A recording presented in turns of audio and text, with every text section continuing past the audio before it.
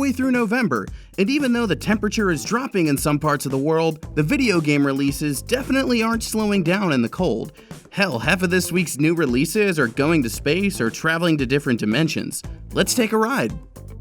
Our first stop is in a galaxy far, far away. No matter which Star Wars era you grew up with, Star Wars Battlefront 2 covers it all.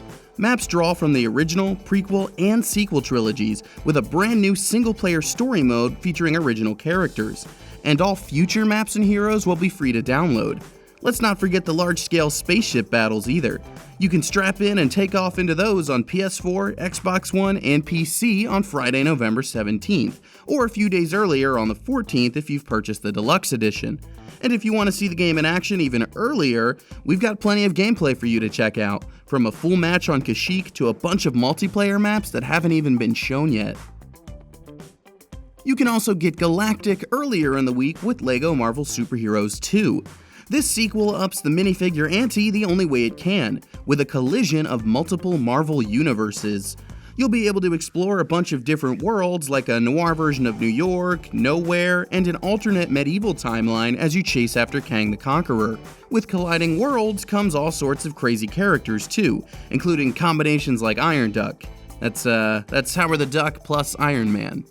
Yeah. In any case, you can start building on PS4, Xbox One, PC, and Nintendo Switch on Tuesday the 14th. Legos are for the whole family, but LA Noire is definitely not.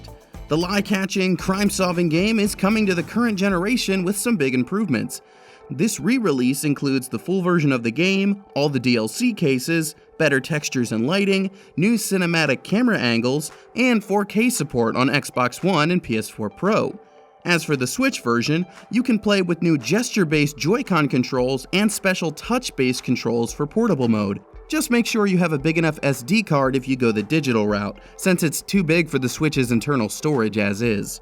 LA Noire comes to all of those platforms on the 14th. But Nintendo platforms are also getting more family-friendly games this week. Pokémon Ultra Sun and Ultra Moon are enhanced versions of last year's 3DS adventures with, you guessed it, some additional Pokémon and new features.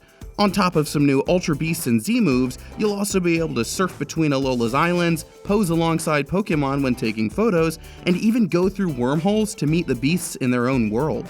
You can catch them all again on Friday the 17th. It's just a shame this version doesn't include Danny DeVito. If you're dealt a bunch of lemons, you gotta take those lemons and stuff them down somebody's throat until they see yellow.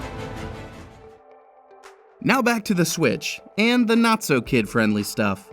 Skyrim is making its way to Nintendo's portable platform, letting you take the dragon-slaying RPG anywhere, and you can even tap certain amiibo figures to unlock Link's outfit and equipment. Gesture controls are here too thanks to the Joy-Cons, but that's not the only new way to play. You can also swing some Move controllers with Skyrim's VR version, coming to PSVR the same day. Both of these include the base game and all expansions, and you can dig into all that good stuff on the 17th. And those are some of the hottest games we'll be playing this week. As always, remember that release dates are based on retailer listings and are subject to change. Thanks for watching, guys, and I'll be back with more new releases next Sunday.